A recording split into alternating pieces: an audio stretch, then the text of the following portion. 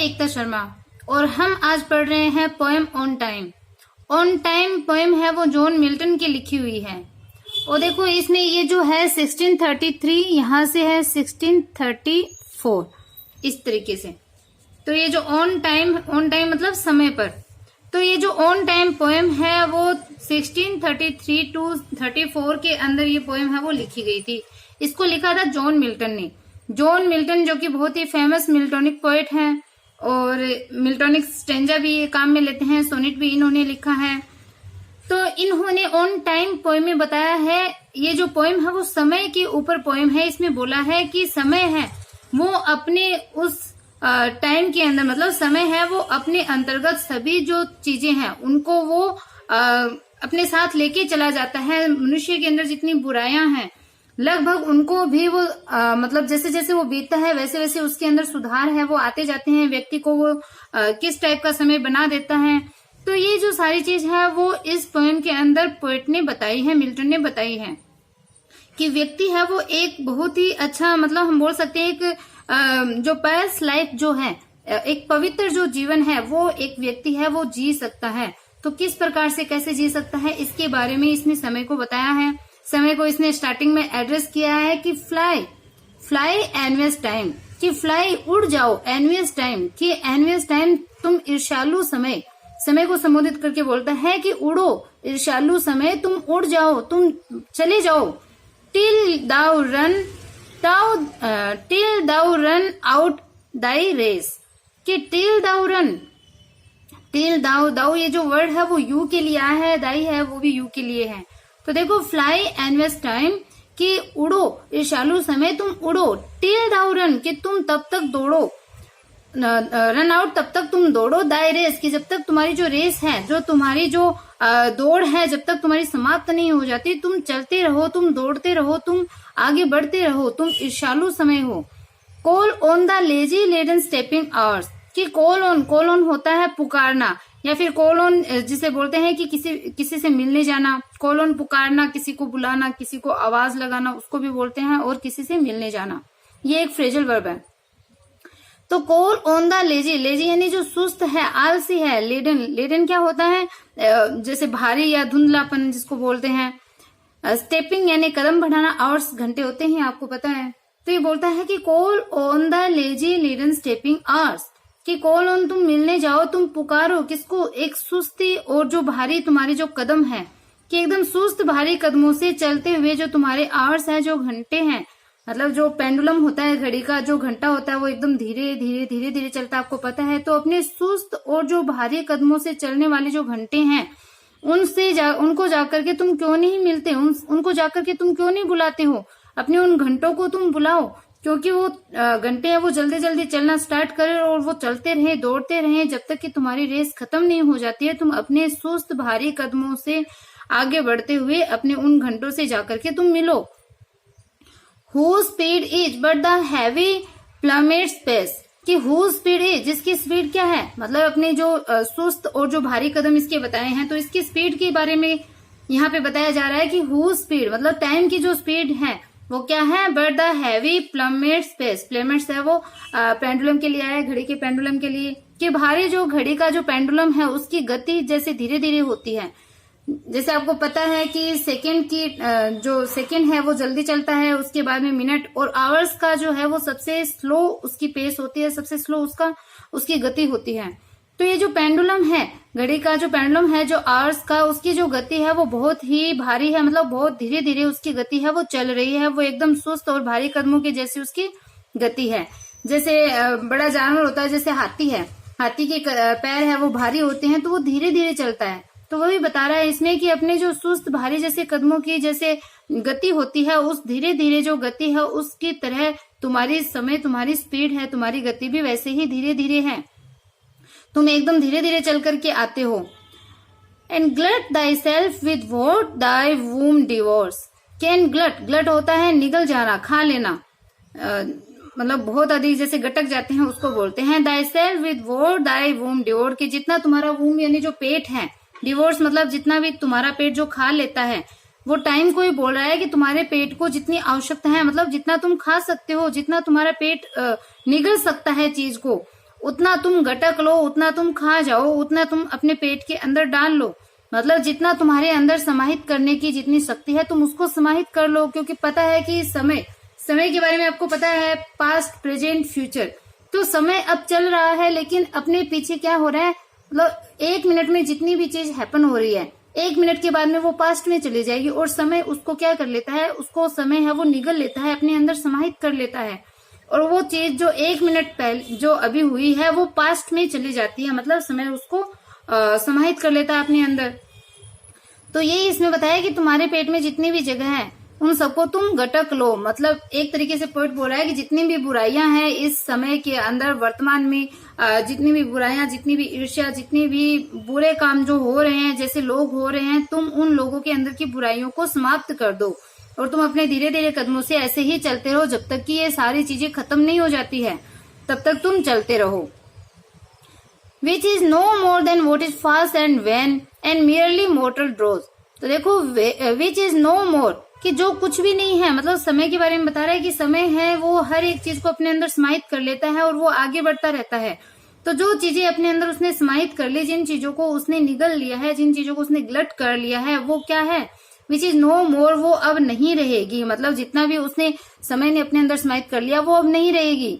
Then what is false and vain, जितनी वो सारी क्या हो जाएगी, फॉल्स हो जाएगी, झूठी हो जाएगी। एंड वेन होता है व्यर्थ, क्योंकि वो सारी चीजें हैं वो व्यर्थ और झूठी होती है, और वो समय के आगे नहीं टिक पाती है, वो अब नहीं रहेगी, क्योंकि समय ने उन सबको समाप्त कर दिया है। समय की गति जैसे जैसे बढ़ती है वो अपने अंदर हर एक चीज को समाहित करती जाती है, और वो सारी चीजें फॉल्स और वैन हो जाती है, झूठी और व्यर्थ हो जाती है, उनके सामने कोई नहीं टिक पाता।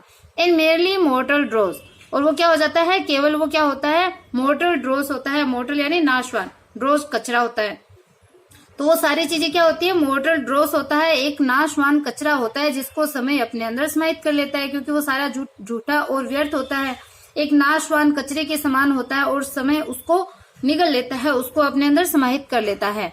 तो जब वो नाशवान है, फॉल्स है, वो एक ड्रोस है, तो so little is our loss, तो हमारा जो लॉस है, हमारी जो हानि है वो बहुत कम है। मतलब नए के बराबर हमारी हानि होती है। क्यों? क्योंकि वो तो फॉल्स एंड वेन होता है, वो तो कचरा होता है। तो जो कचरा है, तो अगर कचरे को समय अगर खत्म कर देता है तो हमारा उसमें कोई नुकसान नहीं है। And so little is thy gain, और तुम्हारी इतनी कोई गेन, मतलब तुम्हारी इतनी कोई प्राप्ति नहीं होती है, क्योंकि कचरे से क्या फायदा हो सकता है। और एक तरीके से ये भी बोला जा सकता है कि व्यक्ति की जो समय होता है व्यक्ति के पास, क्योंकि व्यक्ति नाशवान होता है, मानव है वो नाशवान होता है, और जब कोई नाशवान होता है तो अपना जो समय है उसको कम मिल पाता है, और कम समय में उसकी उपलब्धि है वो भी कम ही होती है। तो अगर जो समय अगर उसको निगल लेता है, अगर अपने अंदर समाहित कर लेता है, तो समय की इतनी ज्यादा गेन नहीं होती है, क्योंकि वो तो नाशवान चीज है, क्योंकि वो हमेशा नहीं रहने वाली। तो जब नाशवान चीजों को समय अगर अपने अंदर समाहित करेगा तो समय की कोई इतनी बड़ी गेन है वो नहीं होती, और हमारा इतना कोई बड़ा है वो लॉस नहीं होता है। For when as each thing bad thou hast entombed, and last of all thy greedy self consumed, then long eternity shall greet a bliss with an individual kiss, and joy shall undertake us as a flood। कि for when as each thing bad, कि जब प्रत्येक चीज, मतलब जब सभी चीजें बुरी है, thou hast entombed, और उनको entombed होना है, मतलब जब हर एक चीज बुरी है, जब हर एक चीज है वो नाशवान है, और उसको entombed होता है कब्र में बंद हो जाना, जैसे कब्र में उनको बेरिड कर देते हैं, तो दफनाया जाना। तो हर एक चीज को जब दफनाया जाना है, हर एक चीज जब कब्र में बंद है, मतलब समय के सामने जब कोई भी चीज नहीं टिकती है, सब चीज बुरी होती है, गंदी होती है। एंड लास्ट ऑफ ऑल, और इन सब के अंत में आखिरकार क्या होता है, दाई ग्रीडी सेल्फ कंज्यूम्ड, और उनकी जो ग्रीडी मतलब जो लालच होता है व्यक्ति का, क्योंकि मानव है वो नाशवान है, और उसको एंटोम्ड किया जाना, उसको कब्र में दफनाया जाना है।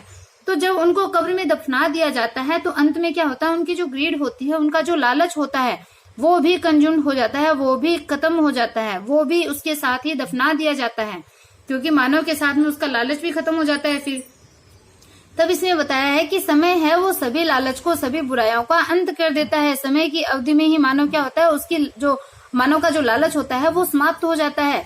समय हर एक चीज को अपने अंदर समाहित कर लेता है।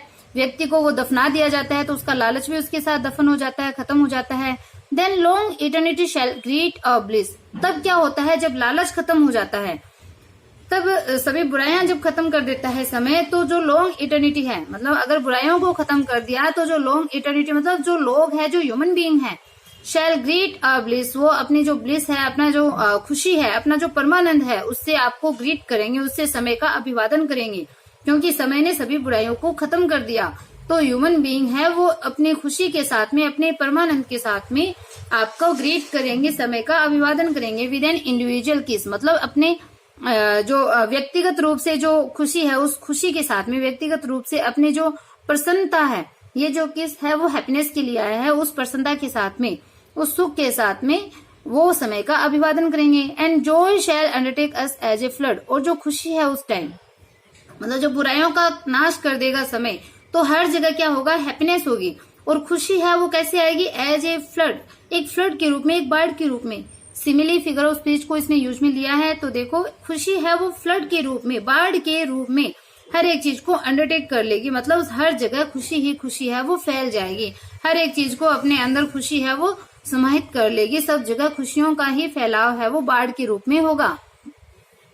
When everything that is sincerely good, तो इसमें बताया देखो when, जब एवरीथिंग प्रत्येक चीज क्या होती है, सिंसियरली गुड होती है, मतलब हर एक चीज जब उचित रूप से, निष्ठा पूर्वक, एकदम सही ढंग से जब हर चीज अच्छी होती है, एंड परफेक्टली डिवाइन, और वो पूर्ण रूप से डिवाइन के रूप में होती है, दैविक होती है। क्योंकि जब बुराइयों का नाश हो जाएगा और मनुष्य जब खुश होगा, हर एक जगह खुशी होगी।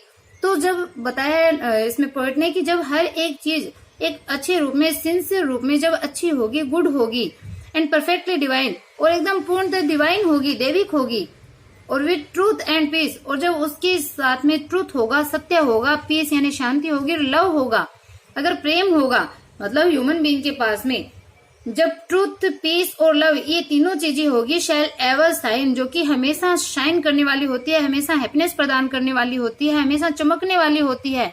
About the supreme throne of him, फिर क्या होगा, जो सुप्रीम थ्रोन है, मतलब जो गॉड है, जो भगवान है, ये हिम वर्ड भी गॉड के लिए आया है, तो भगवान है वो क्या करेगा, सर्वशक्तिमान भगवान है वो उस ट्रूथ, पीस और लव वाले ह्यूमन बीइंग को हमेशा अपने नजदीक पाएगा। भगवान है वो हमेशा उस व्यक्ति का साथ देगा, क्योंकि बुराइयां है वो नष्ट हो जाएगी, हर एक चीज है वो सिंसियरली गुड होगी, पूर्णतः डिवाइन दैविक होगी, और व्यक्ति के अंदर ट्रूथ, पीस और लव होगा। तो जब ये तीनों चीजें होगी तो वो हमेशा शाइन करेगा, वो हमेशा खुश रहेगा, चमकेगा, और भगवान के हमेशा अपने आप के नजदीक है वो भगवान को पाएगा। भगवान है वो ऐसे व्यक्ति का ही साथ देते हैं, ऐसे व्यक्ति को ही अपने पास रखते हैं, ऐसे व्यक्ति जो है वो गॉड को हमेशा अपने नजदीक पाता है, जिसके अंदर ट्रूथ, पीस एंड लव हो। To whose happy making sight alone, then once a heavenly guided soul shall climb, then all this earthly grossness quit. Attired with stars, we shall forever sit, triumphing over death. ये ट्रम्फिंग है, ट्रम्फलिंग नहीं है, TRIUM, TRI, ये ई नहीं आएगा इसमें, ई है वो इसमें नहीं आएगा, TRIUMPING। तो triumphing over death and chance and thee on time. तो देखो to whose happy making sight alone, और जो भगवान है वो हमेशा क्या करेगा, हैप्पी मेकिंग साइट जो है उसकी, मतलब हमेशा प्रसन्न कर देने वाली, खुशी प्रदान करने वाली जो उसकी साइट है, उसकी जो आंखें हैं, निगाहें हैं, हमेशा वो उसको अपने आप को पाएगा। भगवान की हमेशा खुशी प्रदान करने वाली आंखों के समीप अपने आप को पाएगा। कौन, जो इंसान जिसमें ट्रूथ होगी, पीस होगी, लव होगा, वो हमेशा गॉड को अपने पास पाएगा, और भगवान की वही प्रसन्नता प्रदान करने वाली निगाहों के समक्ष, अपनी आंखों के समक्ष अपने आप को वो पाएगा, कि हमेशा ऐसे सोचेगा कि भगवान है वो हमेशा मेरे साथ में है, मुझे खुशी प्रदान है वो करते हैं। अब देखो when once a heavenly guided soul shall climb, कि जब एक बार, व्हेन यानी जब, वंस यानी एक बार, कि जब एक बार हेवनली गाइडेड मतलब गॉड से, भगवान से जो गाइडेड मतलब जो निर्देशित हमारी आत्मा है, कि भगवान से निर्देशित जब हमारी जो आत्मा है, जब वो क्लाइम कर लेगी, मतलब जब भगवान तक जब हमारी आत्मा गाइड की हुई, जो भगवान के द्वारा गाइड की गई जो हमारी आत्मा है, जब इस ट्रूथ, पीस और लव को प्राप्त करके भगवान तक पहुंच जाएगी, हमारी आत्मा जब इस डिवाइनिटी को प्राप्त कर लेगी, देन फिर क्या हो जाएगा, ऑल दिस अर्थी ग्रोसनेस क्विट। तो ये अर्थ यानी ये जो पृथ्वी पर स्थापित, पृथ्वी के ऊपर उपस्थित जो ग्रोसनेस है, ग्रॉसनेस मतलब जो बुराइयां हैं वो सारी क्या हो जाएगी, क्विट हो जाएगी, वो सारी की सारी बुराइयां हैं वो खत्म हो जाएगी, क्योंकि हमारी जो आत्मा है वो भगवान तक पहुंच जाएगी, भगवान के कृपा पात्र हम बन जाएंगे। तो ये पृथ्वी पर उपस्थित जितनी भी बुराइयां वो यहाँ से निकल जाएगी। Attired with stars we shall forever sit, कि जो हमारी आत्मा है वो स्टार्स का मतलब सितारों से, तारों वाली जो अटायर होती है वेशभूषा, पोशाक, तो सितारों वाली जो वेशभूषा है उसको पहने हुए रहेगी। वी शैल फॉरएवर सिट, और हमेशा हमें जो सितारों से भरी हुई जो सितारों वाली जो पोशाक है वो पहने हुए हमारी जो आत्मा है वो हमेशा भगवान के पास ही बैठी रहेगी, मतलब हमेशा भगवान को अपने पास अपने अंदर ही पाएगी एक तरीके से। कि वो सितारों वाली पोशाक मतलब बहुत ही शाइन के साथ में, सितारों वाली पोशाक का मतलब है एकदम शाइनिंग, जो हमारी सोल है, आत्मा है, वो हमेशा भगवान को अपने अंदर ही पाएगी बैठा हुआ। ट्रम्पिंग ओवर डेथ एंड चांस, कि डेथ मतलब जीवन मृत्यु है, जो डेथ है मृत्यु है और जो जीवन है उन सब पे वो जीत प्राप्त कर लेगी। ट्रम्पिंग होता है विजय प्राप्त करना, तो जीवन मृत्यु से वो विजय प्राप्त कर लेगी, मृत्यु के ऊपर वो विजय प्राप्त कर लेगी, मतलब मृत्यु से अब उसको डर नहीं लगेगा। और चांस मतलब संयोग से, और संयोग से वो क्या हो जाएगा, वो अपने आप को क्या कर लेगी, एकदम पूर्ण कर लेगी, अपने आप को परफेक्ट कर लेगी। दी ऑन टाइम, कि तुम समय अगर तुम ऐसा करते हो, अगर तुम मनुष्य को इस तरीके से अगर तुम बनाते हो, अगर उसके अंदर की बुराइयां हैं उनको अगर तुम नष्ट करते हो, तो इस संसार से तुम समय उस सब बुराइयों को हटा दोगे और मनुष्य को क्या कर दोगे, इस भौतिक संसार से तुम ऊंचा उठा दोगे। तो समय को लेकर के बताया है कि समय है वो सबसे बलवान है, हर एक चीज को वो अपने अंदर समाहित करने की पावर है वो रखता है, और समय के आगे कोई भी नहीं टिक सकता है। तो समय को सबसे इसमें बलवान, स्ट्रॉन्ग बताया गया है, और बताया है कि मनुष्य को हमेशा क्या करना चाहिए, अपने अंदर ट्रुथ, पीस और लव को हमेशा रखना चाहिए। तो अगर पोएम आपको समझ में आई देन चैनल को लाइक सब्सक्राइब करना बिल्कुल भी ना भूले, बेल आइकन को जरूर दबाएं जिससे नेक्स्ट जो वीडियो है उसका नोटिफिकेशन आपको मिलता रहे। Okay bye, have a nice day.